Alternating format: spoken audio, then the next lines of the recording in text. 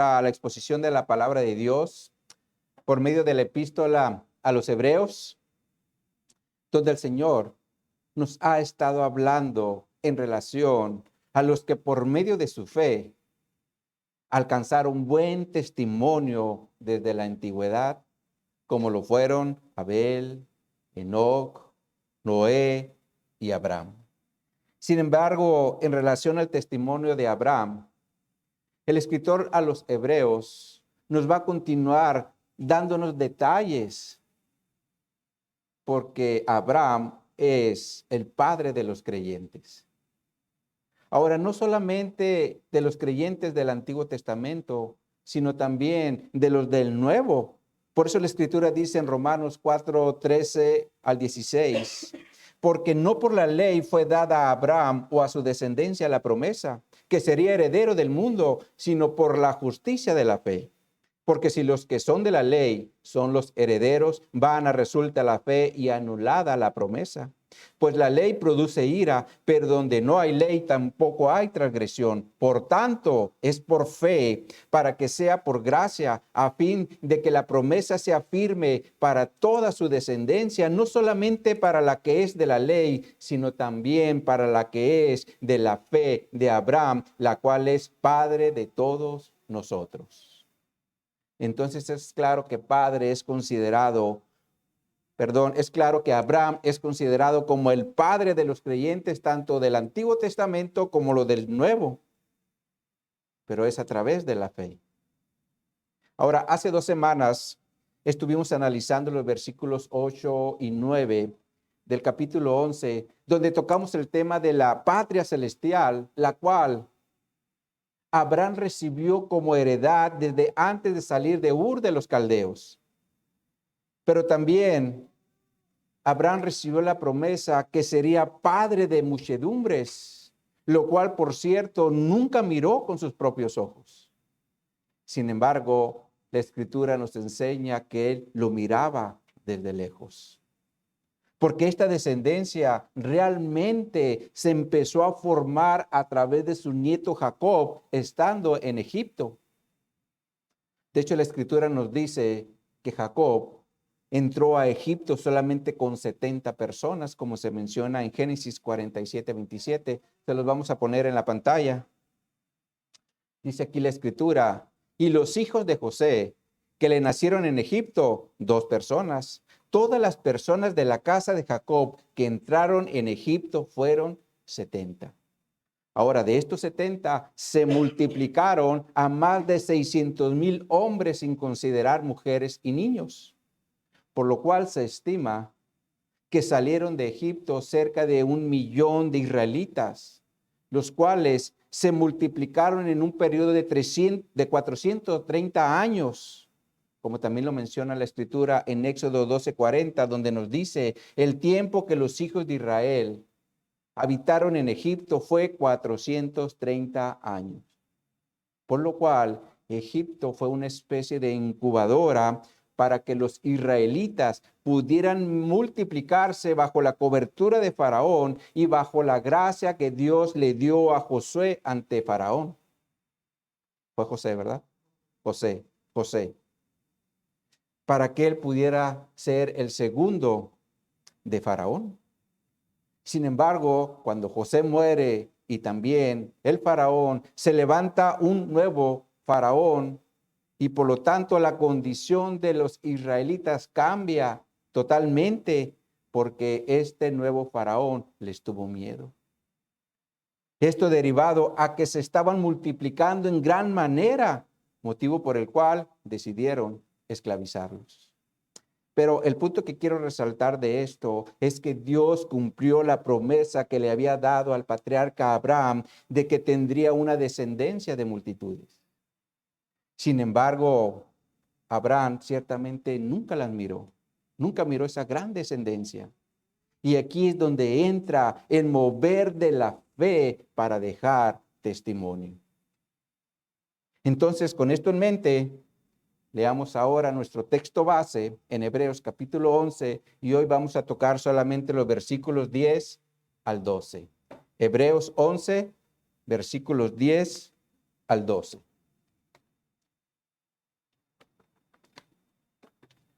Dice aquí la palabra de Dios, porque esperaba la ciudad que tiene fundamentos, cuyo arquitecto y constructor es Dios.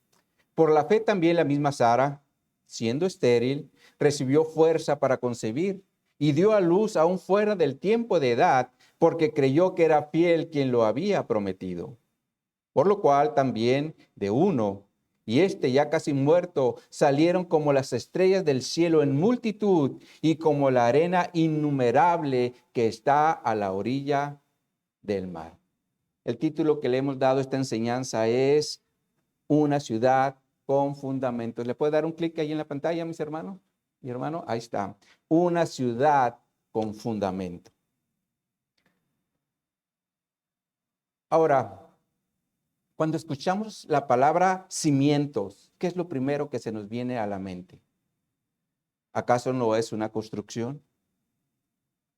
Porque toda construcción necesita una cimentación.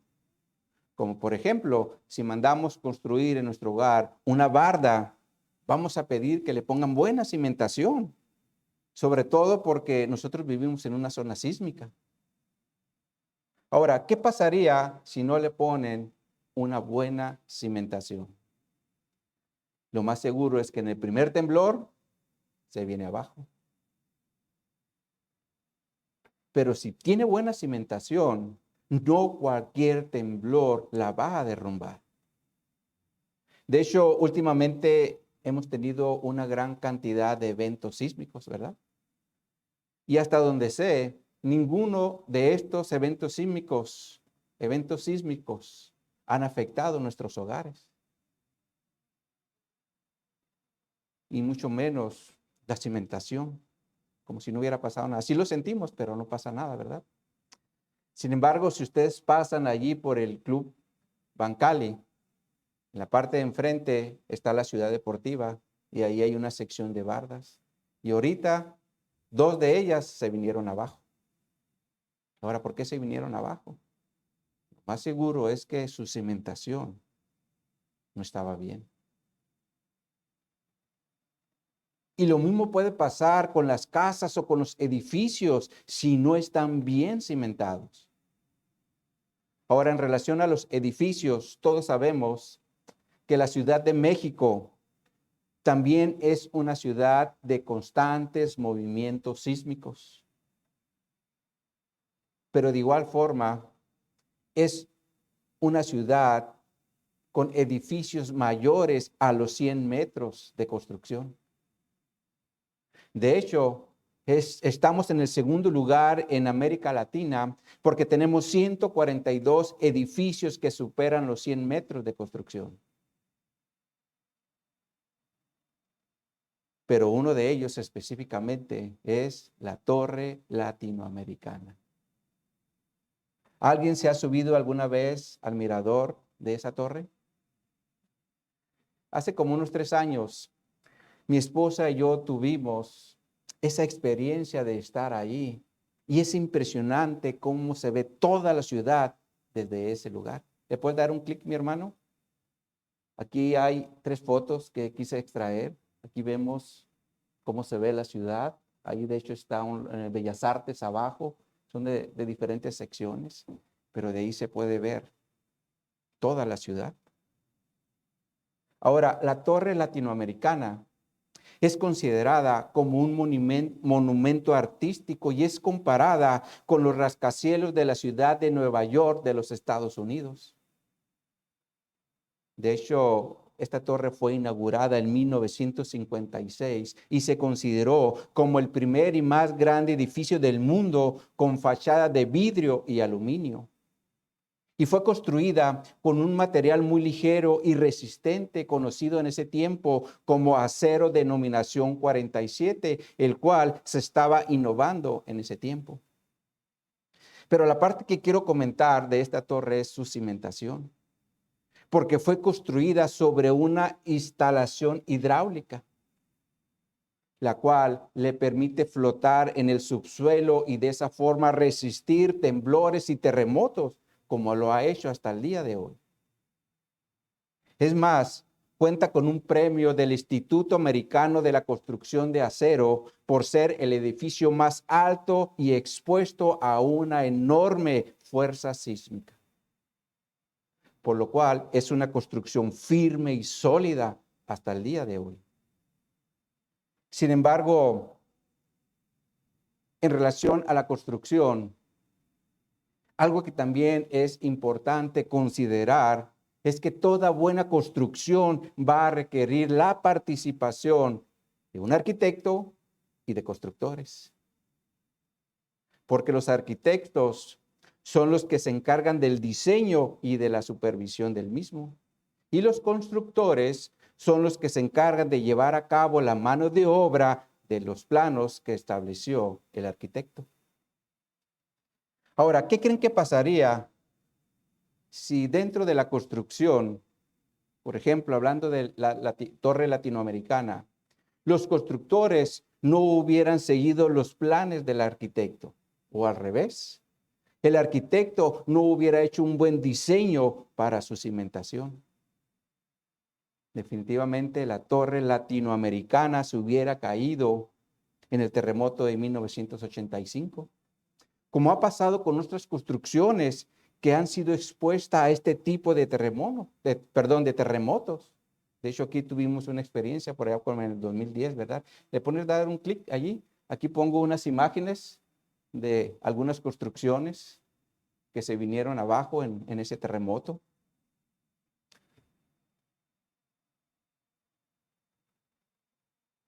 Entonces, para que haya una buena cimentación, es importante la participación de un arquitecto y buenos constructores, o buenos arquitectos y buenos constructores, de ambos.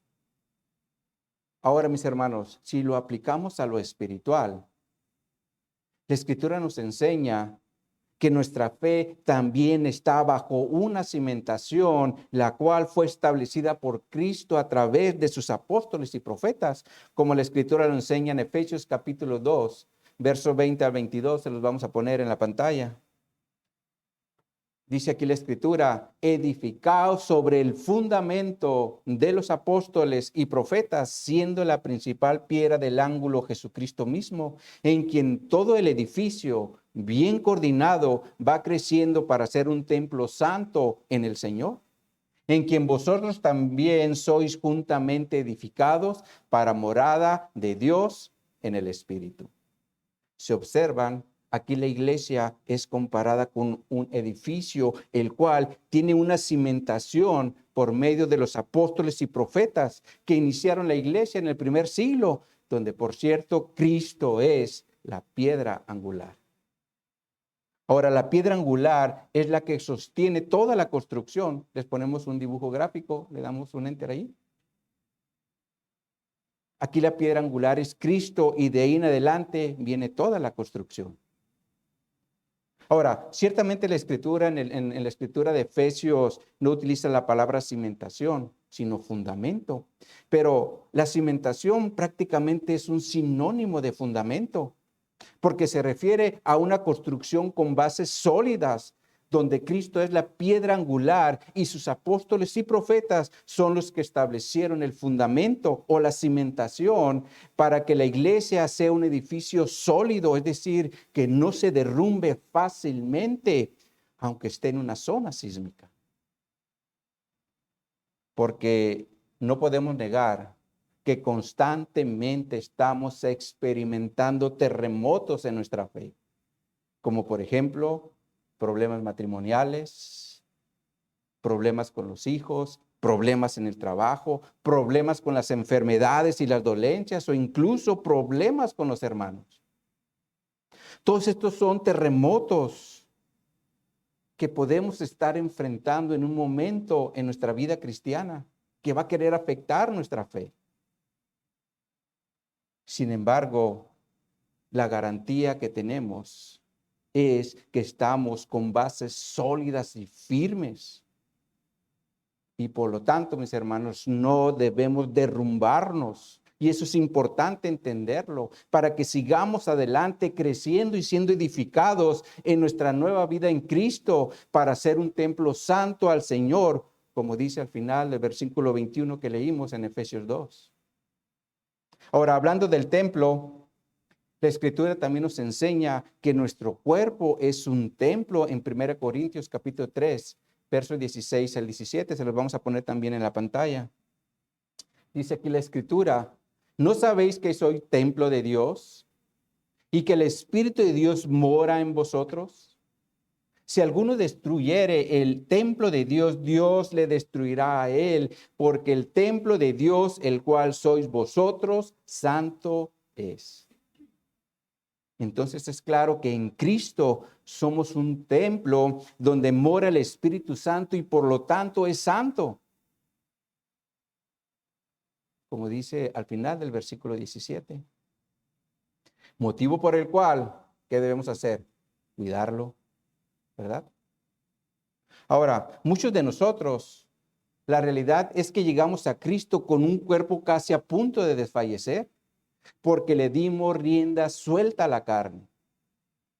Pero aún así, cuando nos convertimos a Cristo, el Espíritu Santo viene a morar en nosotros para empezar a trabajar con nuestros paradigmas, es decir, con nuestra forma de pensar. Por eso la Escritura dice en Romanos 12, versículos 1 y 2. Así que, hermanos, os ruego por la misericordia de Dios que presentéis vuestros cuerpos en sacrificio vivo, santo, agradable a Dios, que es vuestro culto racional. No os conforméis a este siglo, sino transformaos, del griego metamorpo, lo cual significa ser transformados. Y después nos continúa diciendo por medio de la renovación. Esto se refiere a una acción de restablecer algo como nuevo. Y esto es nuestro entendimiento. Ahora, esto se está refiriendo a una actitud mental. Necesitamos renovarla para que entonces podamos comprender cuál es la buena voluntad de Dios, que es agradable y perfecta. Entonces, para poder derribar cualquier paradigma en nuestra mente, necesitamos una transformación en nuestro entendimiento, sobre todo de lo que ahora somos en Cristo. Y si lo entendemos, mis hermanos, les aseguro que ahora sí empezaremos a cuidar nuestro cuerpo porque es morada del Espíritu Santo. Pero también, ahora, con esa renovación del entendimiento, dejaremos de poner nuestra mirada en las cosas terrenales para ahora ponerlas en las celestiales. Porque en el cielo hay una construcción sólida donde el arquitecto y constructor es Dios, como dice el versículo 10 de nuestro texto base. Nos dice Hebreos 11:10, porque esperaba la ciudad que tiene fundamentos, cuyo arquitecto y constructor es Dios. Ahora, esta escritura está en el contexto de Abraham, porque él esperaba esa tierra. Ahora, aquí es importante poner atención a la palabra esperaba, porque esta palabra se refiere a estar esperando algo con ansia. Es como si nuestro jefe nos dice, ¿sabes qué? Te voy a dar un aumento. ¿Cómo vamos a estar esperando ese aumento? Pues que llegue, ¿no? O imaginemos que un ser querido es internado urgentemente para que le efectúen una cirugía. ¿Cómo vamos a estar allí esperando con ansia saber cómo salió? Queremos saber cómo está, ¿verdad? Los resultados de esa cirugía. Sin embargo, mis hermanos, la palabra esperaba también nos habla de perseverancia, de perseverar. Es decir, seguir adelante hasta lograr el objetivo. Esperarlo con ansia, pero siguiendo adelante. Es como cuando estamos haciendo fila para ir a los Estados Unidos porque queremos comprar algo, sea unos zapatos, unos tenis, una camisa, una bolsa o un regalo. Les aseguro que si ya tenemos una hora haciendo fila y no se mueve, no nos vamos a salir. Vamos a perseverar, ¿verdad? Vamos a seguir allí hasta lograr el objetivo. Y Abraham, mis hermanos, así esperaba la ciudad con fundamentos. Es decir, la esperaba con ansia, pero también con perseverancia. Ahora, la palabra fundamentos en el primer siglo también la relacionaban con una piedra, porque la piedra es sólida. Por eso la utilizaban en las construcciones. ¿Sí? En la antigüedad hay muchas construcciones de piedras, ¿verdad? Ahora, cuando Jesús habló de la obediencia, también utilizó de ejemplo una roca. Veamos esto en Mateo capítulo 7, versículos 24 en adelante. Mateo 7, versículo 24.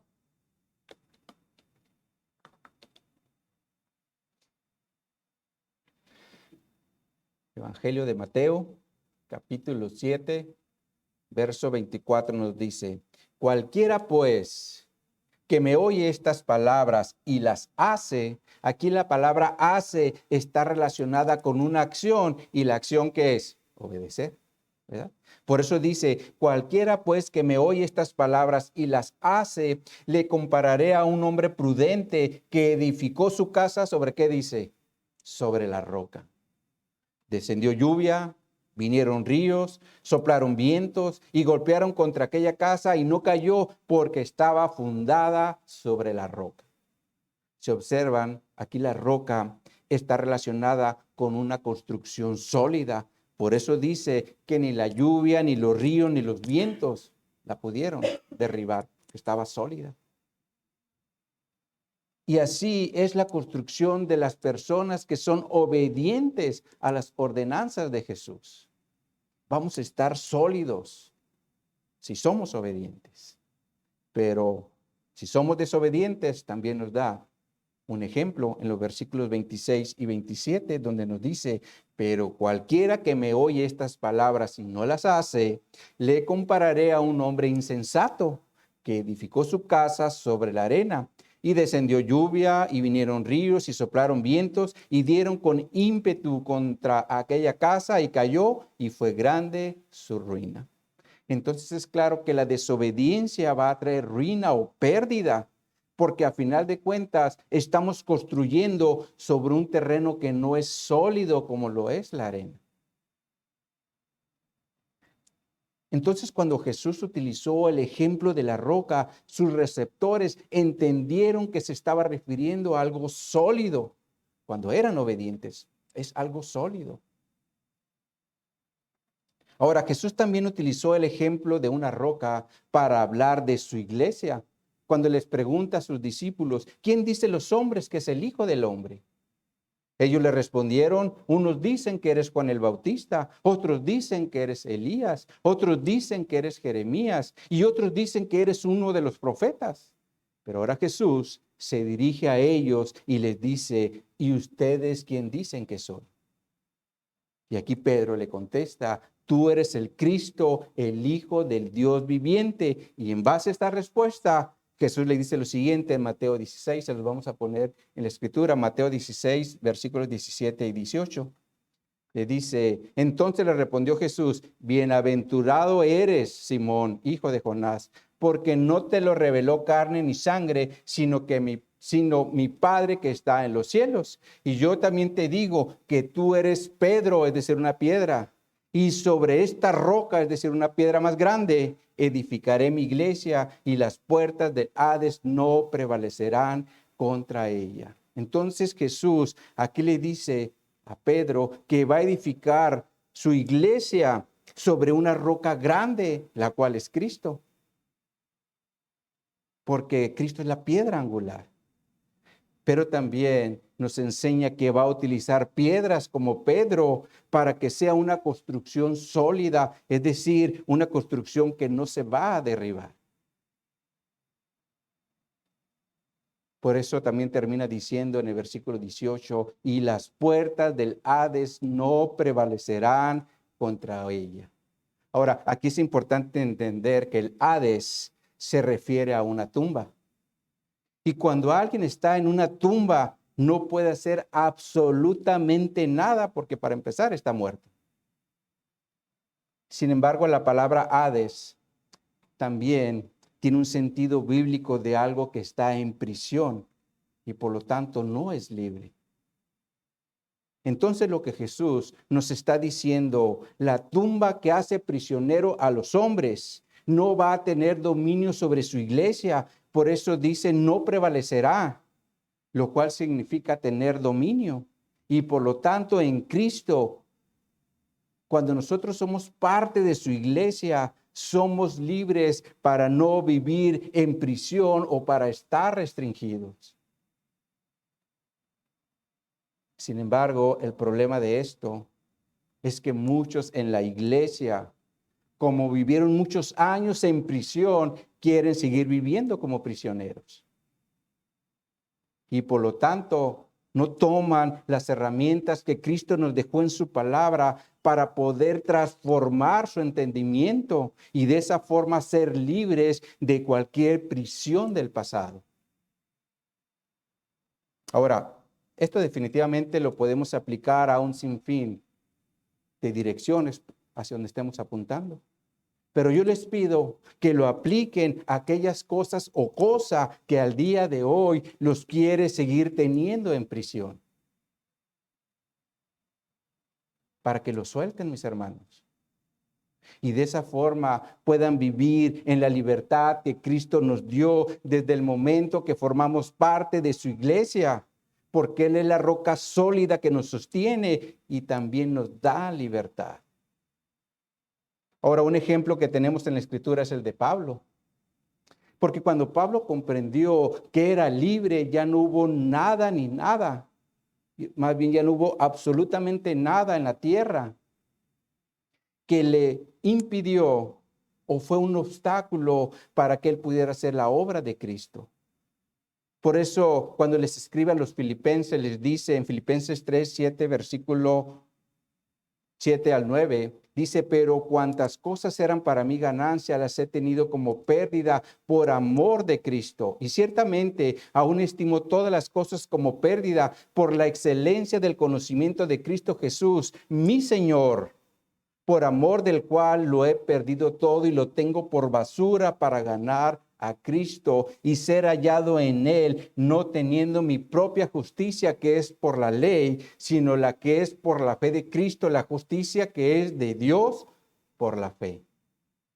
Ahora, todos sabemos que Pablo, antes de su conversión, era un hombre muy religioso y vivía en esclavitud a la ley.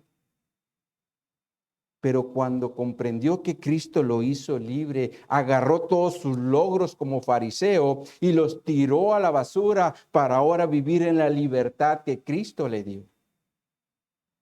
Y de la misma forma, mis hermanos, si tenemos algo que nos está teniendo cautivos o en prisión, debemos soltarlos para ser libres en Cristo. Nos ha llamado el Señor a la libertad.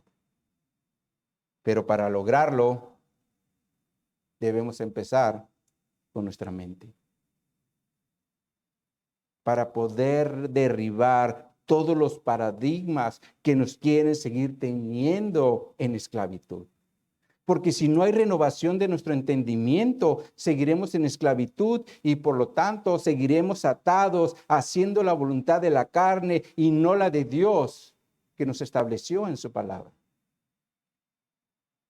Entonces, mis hermanos, necesitamos ser libres para hacer la obra de Dios y no la nuestra. ¿Cuántos dicen amén?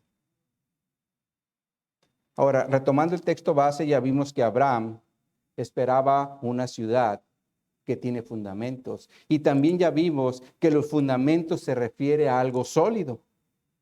Sin embargo, después menciona algo que es muy importante para que exista una buena construcción, y esto es el arquitecto y el constructor.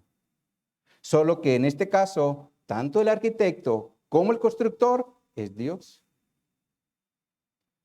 Porque Él fue el encargado del diseño y también de la construcción de esa ciudad para que sea firme o con fundamentos.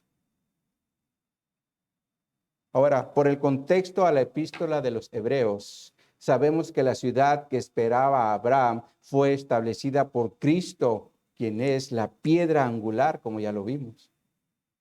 Sin embargo, también la Escritura nos enseña que la ciudad con fundamentos de la que está hablando el escritor a los hebreos es una ciudad que tiene un muro con 12 cimientos. Veamos esto en Apocalipsis 21, vean en su Biblia, Apocalipsis 21, 9 en adelante.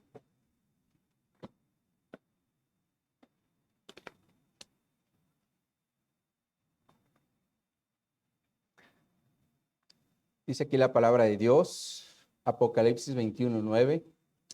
Vino entonces a mí uno de los 7 ángeles que tenía las 7 copas llenas de las 7 plagas postreras.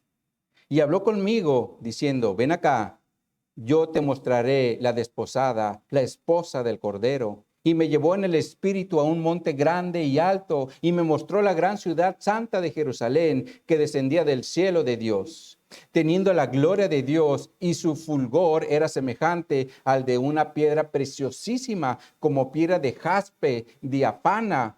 Eso se refiere a que es algo transparente, como el cristal. Por eso dice diafama como el cristal, porque es transparente. Y en el versículo 12 dice que tenía un muro grande y alto con 12 puertas, y las puertas 12 ángeles, los nombres escritos que son las 12 tribus de los hijos de Israel. Al oriente 3 puertas, al norte 3 puertas, al sur 3 puertas, al occidente 3 puertas. Y el muro de la ciudad tenía 12 cimientos, y sobre ellos los 12 nombres de los 12 apóstoles del Cordero. Aquí la Escritura nos dice que esta ciudad santa de Jerusalén tiene un muro con 12 cimientos, los cuales son los 12 apóstoles de Cristo.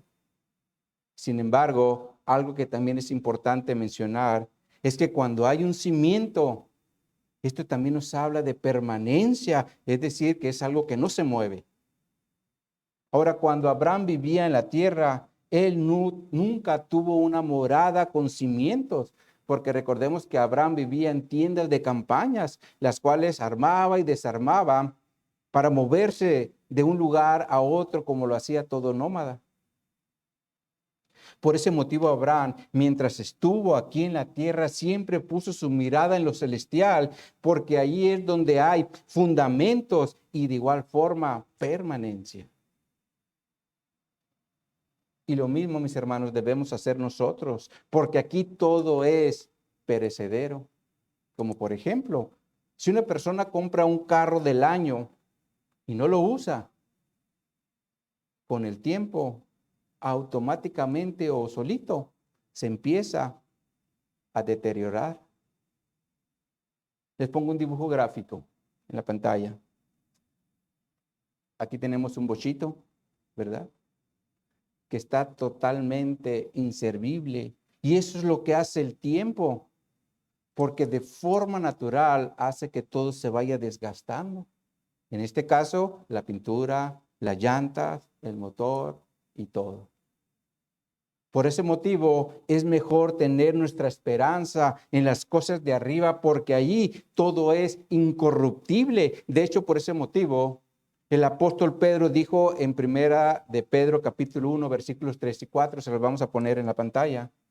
Nos dice aquí, bendito el Dios y Padre de nuestro Señor Jesucristo, que según su grande misericordia nos hizo renacer para una esperanza viva, por la resurrección de Jesucristo de los muertos, para una herencia incorruptible, incontaminada e inmarcesible, reservada en los cielos para vosotros, es decir, para nosotros la iglesia. Ahora, si observan este texto, contiene palabras como incorruptible. Esta palabra se refiere a que es imperecedero, es decir, no se echa a perder como la leche. Utiliza también la palabra incontaminada. Esta palabra se refiere a que es sin defecto o libre de mancha, indicando que no va a estar sucio. Y la otra palabra es inmarcesible. Esta palabra se refiere a que es algo que nunca pierde su calidad o belleza como la de un diamante. Entonces, estas palabras nos enseñan que en el cielo tendremos una herencia que no se va a echar a perder, que va a ser sin defecto y sin mancha y que nunca va a perder su belleza. ¿Cuántos quieren eso? Ahora, si lo queremos, mis hermanos, hagamos lo que Abraham hizo, es decir, poner su mirada en las cosas celestiales y no en las terrenales. Pero hay que hacerlo con fe, esperando lo que se ha prometido. Ahora, continuando con el punto de la fe, veamos lo que sigue diciendo el escritor a los Hebreos en el versículo 11. Hebreos 11:11 nos dice: por la fe también, la misma Sara, siendo estéril, recibió fuerza para concebir y dio luz aún fuera del tiempo de la edad, pero creyó que era fiel quien le había prometido. Aquí la escritura cambia de personaje e introduce a la esposa de Abraham, es decir, a Sara, la cual era una mujer estéril, es decir, no podía tener hijos. Sin embargo, aquí también la escritura nos empieza a presentar dos obstáculos que también se tienen que vencer con la fe. El primero, la esterilidad de Sara. Y el segundo, las edades de ambos, tanto de Abraham como Eva. ¿Son obstáculos? Definitivamente sí, ¿verdad? Ahora, en relación a esto, la escritura nos enseña en Génesis capítulo 18 que cierto día, estando Abraham en Manre, él alzó sus ojos y miró a 3 varones, de los cuales 2 eran ángeles y uno era Jesucristo, porque recordemos que Cristo es la única persona de la Trinidad que ha tomado un cuerpo físico. Sin embargo, esto es o se le considera como una teofanía, es decir, una manifestación de Dios. Y Abraham, eso fue lo que miró, una manifestación de Dios. Miren cómo empieza el capítulo 18 en los primeros 3 versículos. Se los vamos a poner en la pantalla. Dice: después le apareció Jehová en el encinar de Manre, estando él sentado a la puerta de su tienda en el calor del día, y alzó sus ojos y miró, y aquí 3 varones que estaban junto a él. Y cuando los vio, salió corriendo de la puerta de su tienda a recibirlos y se postró a tierra y dijo: Señor, si ahora he hallado gracia en tus ojos, te ruego que no pases de tu siervo. Dije 2 ángeles, son 3. 3 ángeles, porque son los 3 que fueron a Sodoma y Gomorra, ¿verdad? Y estaba Jesucristo allí con ellos. Pero si observan aquí, dice que le apareció Jehová. Y la palabra apareció significa hacer visible. Por eso es una teofanía, porque es una manifestación de Dios. Y por ese motivo Abraham le dice, mi Señor, como lo traduce la Nueva Traducción Viviente, se los ponemos en la pantalla. Dice esta traducción: mi Señor, dijo él, si le agrada, deténgase aquí un rato. Entonces Abraham supo que estaba ante la presencia de Dios, por eso se postró a tierra, como se menciona en el versículo 2. Ahora, como le aceptaron la invitación, Abraham rápidamente se va con Sara y le dice que haga unos panes, pero también se va corriendo a las vacas para agarrar un becerro tierno y se lo da a sus criados para que lo preparen deprisa y de esa forma poderles ofrecer algo de comer. Actuaban rápido, la comida la hacían rápida. Sin embargo, estando Jesús y los ángeles con Abraham, le hacen la pregunta o le preguntan por Sara. Y Abraham les dice que está en la tienda y es allí cuando le da la promesa de un hijo. Veamos esto en Génesis 18, versículo 10 en adelante. Vean en su Biblia.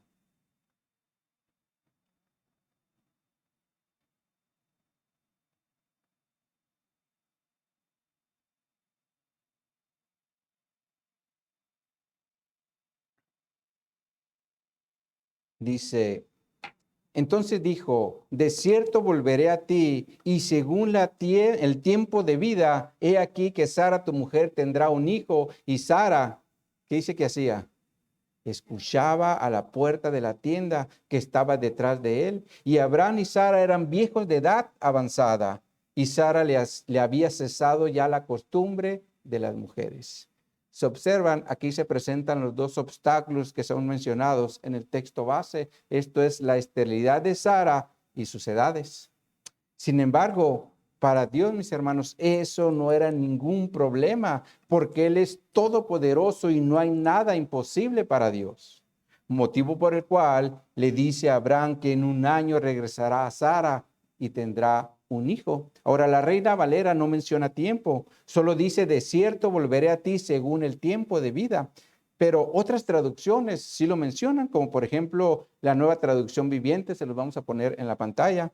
Dice Génesis 18:10. Entonces uno de ellos dijo, yo volveré a verte dentro de un año y tu esposa Sara tendrá un hijo. Sara escuchaba la conversación desde la carpa.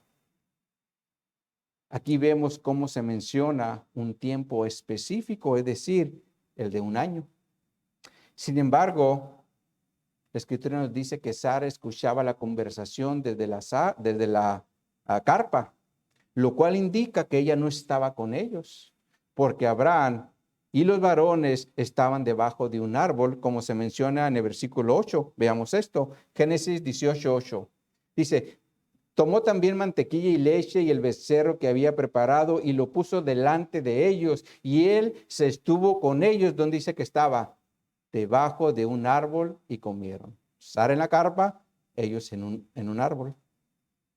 Ahora, ciertamente la escritura no menciona cuál era la distancia, pero sí nos da a entender que tenía buen oído Sara, ¿verdad?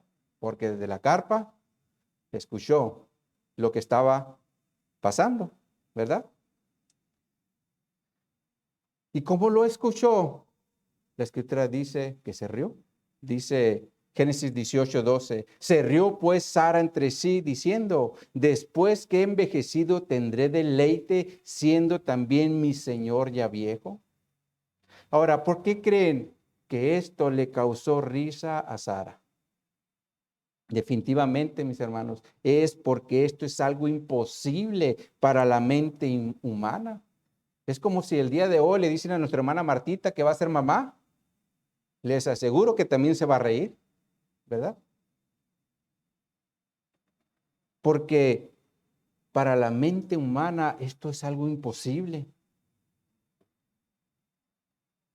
Sin embargo, para Dios no lo es, porque Él es el Todopoderoso. Y por lo tanto, lo que Él dice que va a hacer, Él lo cumple, porque a final de cuentas se lo puede hacer. Ahora, aquí también se presenta un atributo de Dios llamado omnipresencia, porque se refiere a que Dios puede estar en todo lugar y por lo tanto no hay nada oculto para Él. Por ese motivo el salmista dice en el Salmo 139, versículos 3 en adelante, has escudriñado mi andar y mi reposo, y todos mis caminos te son conocidos. Pues aún no está la palabra en mi lengua, y he aquí, oh Jehová, tú la sabes toda. Detrás y delante me rodeaste, y sobre mí pusiste tu mano. Tal conocimiento es demasiado maravilloso para mí, alto es, no lo puedo comprender. ¿A dónde me iré de tu espíritu? ¿Y a dónde huiré de tu presencia? Si subiera a los cielos, ahí estás tú. Y si en el Seol hiciere mi estrado, he aquí, allí estás. He aquí tú estás. He aquí, allí tú estás, le dice, o dice. Entonces, esto nos enseña que nadie, absolutamente nadie puede ocultarse de la presencia de Dios. Y eso es importante entenderlo. Porque lo que hagamos en lo oculto siempre estará a la vista de Dios. Por eso, miren lo que Dios le dice a Abraham a partir del versículo 13 en Génesis 18. Génesis 18:13 nos dice, entonces Jehová dijo a Abraham, ¿por qué se ha reído Sara diciendo, será cierto que he de dar a luz siendo ya vieja? Dios estaba con Abraham y haz de cuenta que estuviera con Sara, la escuchó. Y lo dice el versículo 14. ¿Hay para Dios alguna cosa difícil? Al tiempo señalado volveré a ti y según el tiempo de la vida Sara tendrá un hijo. Entonces Sara negó diciendo, no me reí porque tuvo miedo y él dijo, no es así, sino que te reíste. Entonces es claro que para Dios no hay nada oculto ni imposible, porque al final de cuentas Dios también es omnipotente, es decir, es todopoderoso para hacer lo que Él quiere hacer. Sin embargo, Dios, mis hermanos, siempre va a hacer las cosas conforme a sus propósitos y de acuerdo a sus promesas. De hecho, un capítulo atrás, Dios le había dado ya la promesa a Abraham, que sería padre de muchedumbres. Les ponemos la escritura en la pantalla. Dice Génesis 17:4, he aquí mi pacto es contigo y serás padre de muchedumbre de gentes. Y no se llamará más tu nombre Abraham, sino que será tu nombre Abraham, porque te he puesto por padre de muchedumbre de gentes. Y te multiplicaré en gran manera y haré naciones de ti y reyes saldrán de ti. Ahora, este pacto debería tener un inicio.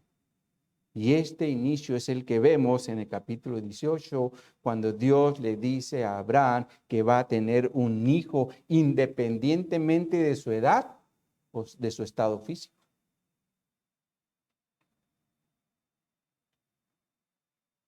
Pero no solo se refiere a la condición de Abraham, sino también a la condición de Sara, porque ambos eran ya como de 100 años, como dice la escritura en Romanos, se los vamos a poner en la pantalla. Dice Romanos 4, 18 al 20.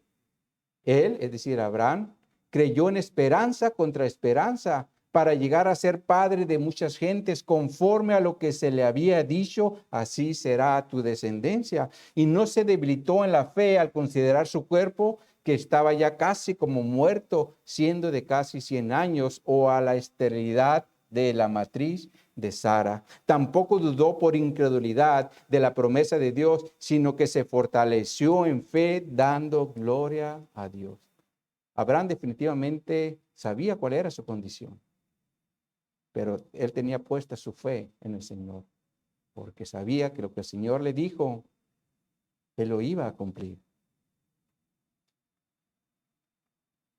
Por lo tanto, mis hermanos, el testimonio de Abraham definitivamente es un testimonio de fe, porque ni aún los obstáculos que él tenía lo debilitaron para seguir adelante, como lo eran la esterilidad de Sara y sus edades de 100 años. Si a veces a los 60, 70 ya la gente anda como que se siente en las últimas, ahora imagínense a los 100. Por eso el escritor a los Hebreos inicia el versículo 11 con el tema de la fe, cuando dice, regresando a Hebreos 11:11, por la fe, hablando de la fe, también la misma Sara, siendo estéril, recibió fuerza para concebir y dio a luz aún fuera del tiempo de la edad, porque creyó que era fiel quien lo había prometido. Y lo continúa diciendo en el versículo 12, por lo cual también de uno y ese ya casi muerto salieron como las estrellas del cielo en multitud y como la arena innumerable que está a la orilla del mar. Ahora, mis hermanos, esto nos enseña que para Dios definitivamente no hay obstáculos, pero también nos enseña que debemos tener fe para que Dios pueda cumplir sus propósitos en nosotros. Por eso nos dejó estos testimonios de fe en Hebreos 11, para que nosotros también aprendamos a vivir por fe. Pero no solo eso, sino también para hacer lo que la misma fe nos demanda o nos exige. Como por ejemplo, vayan en sus Biblias a 2 Corintios capítulo 6 y leamos a partir del versículo 14. Vamos a ver lo que la fe en Jesús en el Evangelio nos demanda o nos exige. 2 Corintios capítulo 6, versículo 14. Dice aquí la palabra de Dios, no os unáis en yugo desigual con los incrédulos. Ahora, ¿qué quiere enseñarnos el Señor con esto? Para entenderlo, hay que entender el significado de las palabras. Ahora, la palabra unáis se refiere a una condición, como por ejemplo, en el trabajo siempre vamos a tener diferentes condiciones. Una de ellas es estar de vacaciones. Te levantas tarde, te vas de paseo, haces lo que quieres. Pero otra es estar en estrés y presionado por un proyecto que te están pidiendo. Son condiciones que se dan en el trabajo. Entonces, la primera palabra habla de una condición, unáis, una condición. Y la palabra yugo desigual se refiere a estar a un lado de alguien que nos hace estar desequilibrados. Un ejemplo de esto es poner un caballo y un buey en un mismo yugo para trillar la tierra. Porque recordemos que el caballo, aunque es fuerte, él quiere velocidad. Pero el buey es lento, pero con mucha fuerza. Entonces, aquí hay un desequilibrio. Ahora, la palabra incrédulo se refiere a las personas que rechazan a Jesús en su forma de vivir. Es incrédulo, no lo aceptan, lo rechazan y por lo tanto viven como ellos quieren. Ahora, esta escritura de 2 Corintios 6:14 normalmente se utiliza para hablar del matrimonio. Sin embargo, la realidad es que lo podemos aplicar en muchas áreas de nuestra vida, como por ejemplo, el querer hacer negocios con un incrédulo, y más si es narcotraficante. Vamos a estar desequilibrados, de acuerdo a la palabra de Dios, totalmente, ¿verdad?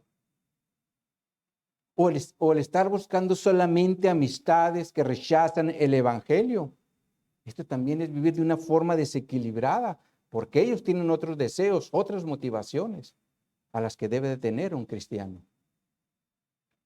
Por eso la escritura continúa diciendo, porque qué compañerismo tiene la justicia con la injusticia, y qué comunión la luz con las tinieblas, y qué concordia Cristo con Belial, o qué parte el creyente con el incrédulo, y qué acuerdo hay entre el templo de Dios y los ídolos, porque vosotros sois, ¿qué dice que somos?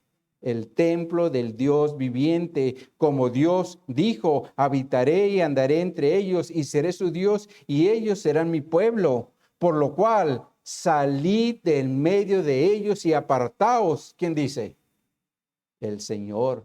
Y no toquéis lo inmundo y yo os recibiré y seré para vosotros padre y vosotros me seréis hijos e hijas, dice el Señor Todopoderoso. Por lo tanto, la fe en Cristo va a demandar salir o apartarse de aquellos que no tienen una comunión con Dios, porque nosotros en Cristo somos luz, pero ellos son tinieblas sin Cristo. Ahora, no me malentiendan, porque sabemos que en todo momento estamos conviviendo con gente que rechaza a Jesús. Esto lo vemos en casa, lo vemos en el trabajo, lo vemos en la escuela o lo vemos donde quiera que andemos. A lo que me refiero es que como cristianos no debemos buscar tener alianzas con personas que rechazan a Jesús para no estar desequilibrados. Por eso dice, ¿y qué comunión la luz con las tinieblas? No sé si capten el punto, pero es en relación a no hacer alianzas con los incrédulos. De hecho, la didaché, que es considerada como la doctrina de los apóstoles, en el punto 4.9 dice, tu corazón no se adhiera a los soberbios, mas se vuelva a los justos y humildes. Se observan, está hablando de un mismo principio de yugo desigual. No hacer alianzas, no adherirse a ellos. Ahora, eso por un lado. El Señor nos está demandando no hacer alianzas con los incrédulos. Pero por el otro, mis hermanos, nuestra fe también va a demandar que seamos fructíferos. Por eso nos dio la capacidad por medio del Espíritu Santo, como también se la dio a Abraham y a Sara, para que ellos puedan ser padres cuando eso era algo imposible para ellos. Y de la misma manera, mis hermanos, Dios nos ha dado la capacidad por medio del Espíritu Santo para que podamos ser padres espirituales de otras personas, con la finalidad que el reino de Cristo siga creciendo.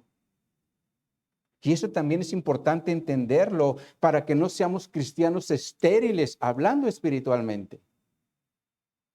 Ahora, sé que es importante tener conocimiento de la palabra de Dios, pero yo les pregunto, ¿de qué nos sirve tener mucho conocimiento si no lo compartimos con los incrédulos? Y por lo tanto, mis hermanos, nos vamos a perder la oportunidad de ver las maravillas de Dios a través de un nuevo nacimiento espiritual en una persona, donde hombres y mujeres son transformados por el poder del Espíritu Santo, como también pasó con nosotros. Así que, mis hermanos, los invito a que experimenten el llevar a una persona a los pies de Cristo para que puedan ser padres espirituales, como lo fue Sara y Abraham de los judíos, por medio de la fe. Años después decía nuestro padre Abraham, espiritualmente, era el padre de la fe. Así que, mis hermanos, no nos quedemos espiritualmente en esterilidad. Mejor utilicemos el poder del Espíritu Santo que hay dentro de cada uno de nosotros para ser fructíferos en el Evangelio y de igual forma podamos ser padres espirituales de otros. ¿Cuántos dicen amén? Es un reto, ¿verdad? Entonces, como conclusión a lo que vimos el día de hoy, salgamos de este lugar teniendo presente los siguientes 3 puntos. En primer lugar, es importante entender que nuestra fe está cimentada en algo que es sólido y duradero, porque sus cimientos están en la roca que es Cristo. En segundo lugar, también es importante que entendamos que nuestra fe va a demandar perseverancia, porque a final de cuentas las promesas que tenemos en la palabra de Dios son futuras y por lo tanto tenemos que esperarlas con paciencia y perseverando, por supuesto. Y en tercer lugar, busquemos tener una fe fructífera para que Dios, o más bien, tener una fe fructífera, porque Dios nos ha dado la capacidad por medio del Espíritu Santo para que podamos multiplicarnos y de esa forma hacer crecer el reino de Cristo, pero también para que no vayamos a ser una iglesia estéril. Dios no quiere iglesias estériles, Dios quiere una iglesia fructificante, porque allá afuera hay muchos incrédulos que necesitan la palabra de Dios. Y Dios quiere una iglesia a su servicio. Una iglesia que no solo esté mirando por sí mismo, sino también por los demás. Que Dios, mis hermanos, nos ayude a entender esto. Vamos a orar. Oh bendito Dios, te damos gracias, Señor, por tu palabra.